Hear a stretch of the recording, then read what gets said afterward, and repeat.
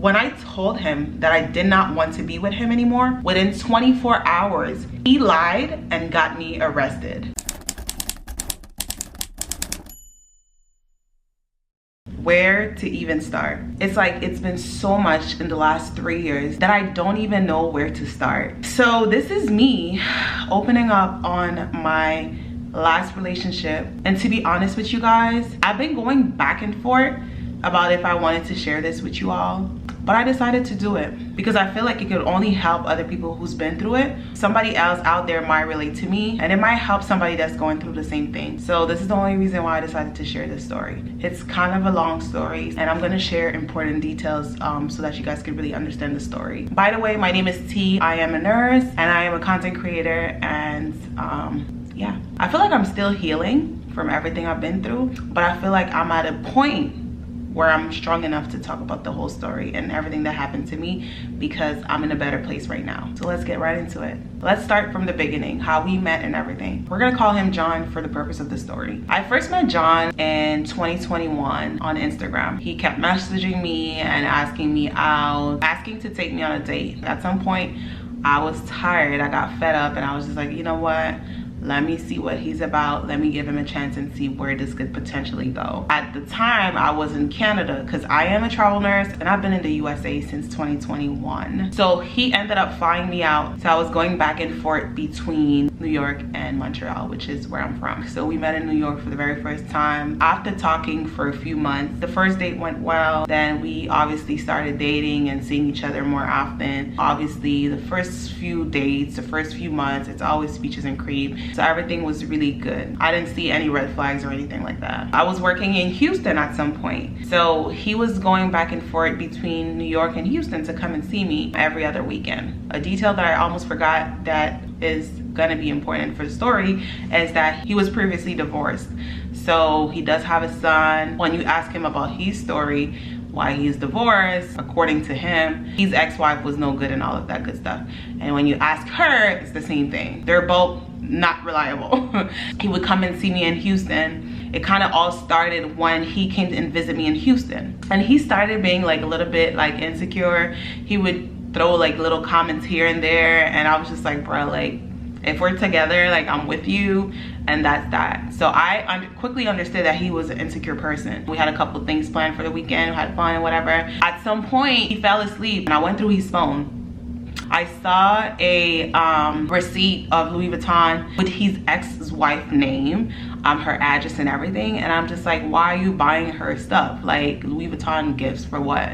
Are you guys still messing with each other or whatever? And then obviously, like every narcissist, he started lying, saying that no, she wanted him to buy her stuff, but he never purchased her anything, basically that they ordered, and said that they never got the order. All kind of BS. I could believe his lies. Another thing is that he would never speak to his ex-wife in front of me. He would always say, oh, I'm speaking to my son, and he would never speak to his son next to me. So I was like, you know, I'm not dumb. Like, I'm a nurse.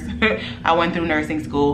I see red flags when I see them. So that was already a red flag for me. I'm like, if you can't speak to your son in front of me, like, I mean, you're capping right now. And every time he was around me, he would argue with the ex-wife. So I'm like, so why are you guys arguing? Because if you guys are only engaging because of your son, what's the reason for the arguments every single time? And then I quickly understood that something was still going on. That's when I was like, you know what? I don't even want to be around him no more. Let's cut it short and sweet. And we kind of started having a lot of issues, and I was just like, yeah, whatever. I was already emotionally checked out. Then he started trying to justify himself and saying that everything is happening because I'm too far from him. He feels like I don't like him, and that I'm trying to talk to other dudes and this and that, like all kind of excuses. To make it a short story, I was like, you know what, let me move closer. Anyways, my family's in Canada, which is closer to New York. Let me finish my assignment in Houston and let me go back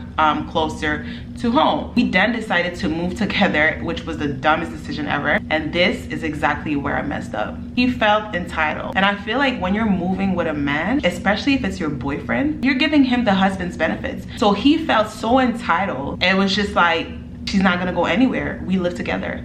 I beg you pardon, I will leave in a heartbeat. Obviously, we started spending more time together, but then everything started. Basically, he wanted me to take care of him. And it's like, listen, my job is to take care of people 24/7. I don't want to come home every single day to a boyfriend having to take care of you as well. First of all, let's put that out there. He was like 14 years older than me. And that's another thing also. If you see an older dude out there that's single, it's probably for a reason. Especially if they're going for younger females, it's for a reason. The older ones don't want them. So then he started just being so verbally abusive, physically abusive. I even had to get a restraining order at some point because it started to get too dangerous and physical. One time I felt like I was in danger. That day he was intoxicated, obviously on drugs and all kind of stuff. Again, I have all the paper trail. I kept everything because if there's anything that happens one day, I have my proof. I took my phone to call for help. He literally took my iPhone, smashed it on the floor. So when the police came, he was insulting the police, yelling, screaming, and all of that. And they ended up arresting him because they were like, you cannot prevent a victim or somebody from calling for help.